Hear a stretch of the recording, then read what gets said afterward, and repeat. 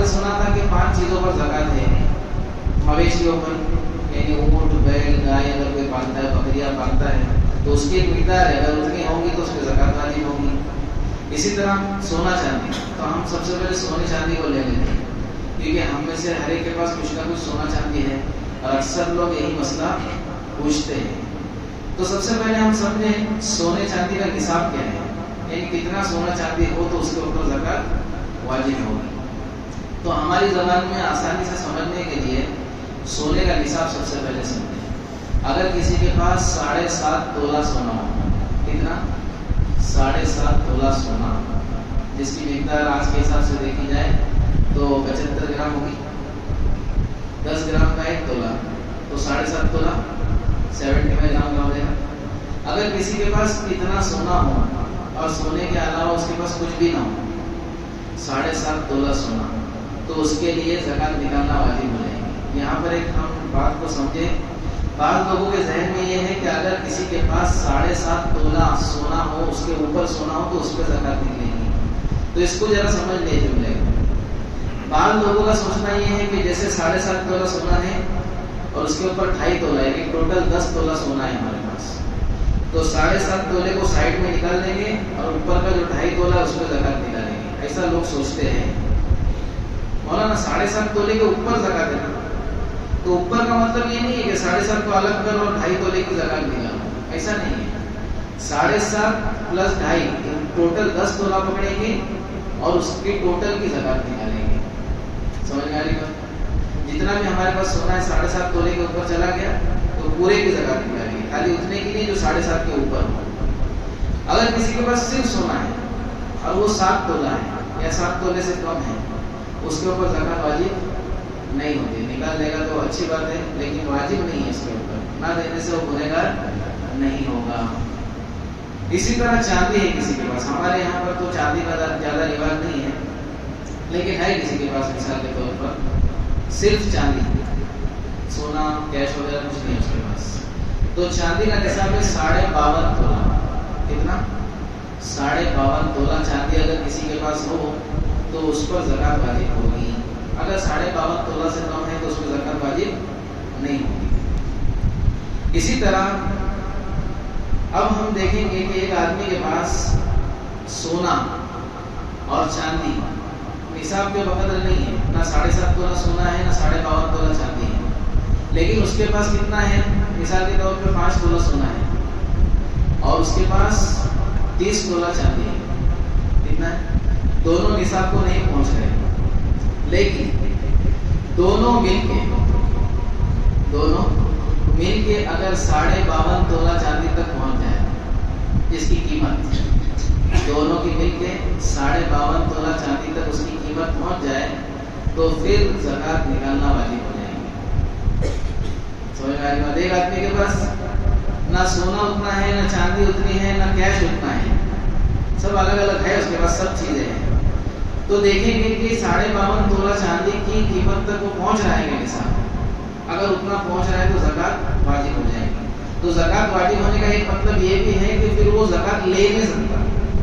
आज आम तौर पर बहुत सारे लोग ऐसे होते हैं जिनके पास कुछ ना कुछ कैश होता है, सोने चांदी के जेवरात भी होते हैं, सोना चांदी भी होता है, जिसकी कीमत 52.5 तोला चांदी तक पहुंच जाती है और वो उनकी ज़रूरतें असलिया से ज़्यादा होता है, ज़रूरतें असलिया से ज़्यादा होता है, उसके बावजूद वो लोग ज़कात लेते हैं।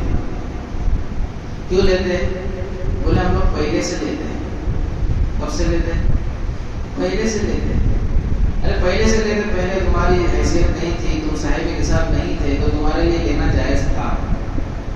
अब जो है तुम साहिब निसाब बन गए हो तो तुम्हारे लिए देना वाजिब हो गया, लेना हराम हो गया। तुम्हारे लेगा गुनाह है और जो देगा उसकी ज़कात भी कबूल नहीं होगी। इसलिए दोस्तों, हम देते वक्त भी ये तहकीक करें जहाँ तक हो सके कि जिसको हम दे रहे हैं ज़कात, क्या वो खुद ज़कात निकालने के लायक बन गया है? देने वाला भी ये सोचता है हर साल उसको देते ना, तो उसको अभी देना, उसका नाम लिखो लिस्ट के अंदर, अपने अपन देते उसको। लेकिन ये तहकीक नहीं करते कि पहले उसके हालात अलग थे, छोटे छोटे बच्चे थे, कमाने वाला कोई था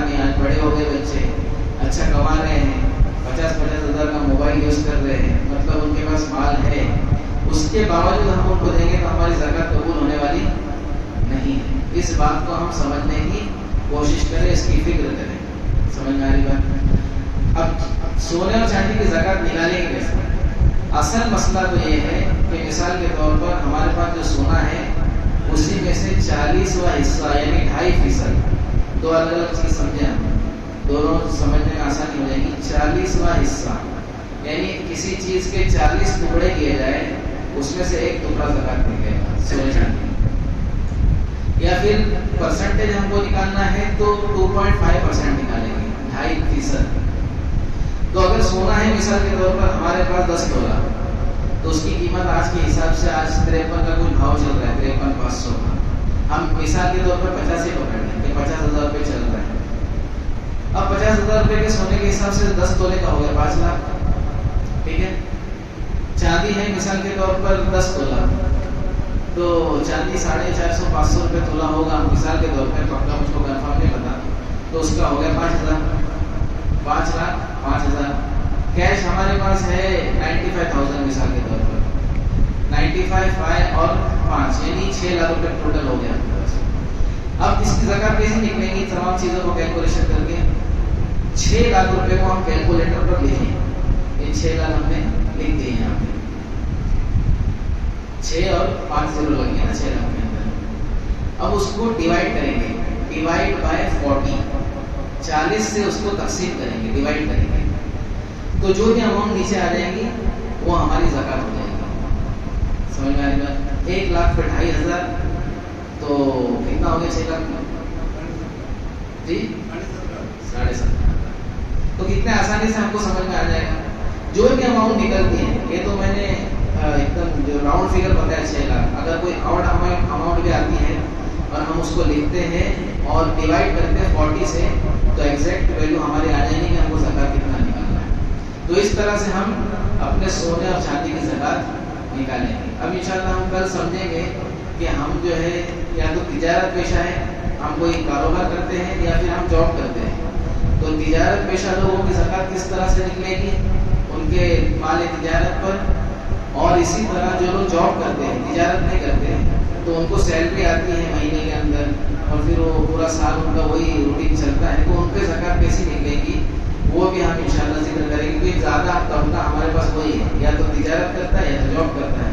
تو کل انشاءاللہ اس کو تفصیل سے سمجھیں گے. اللہ رب العزت ہم سب کو کہنے سننے کا سبحان اللہ.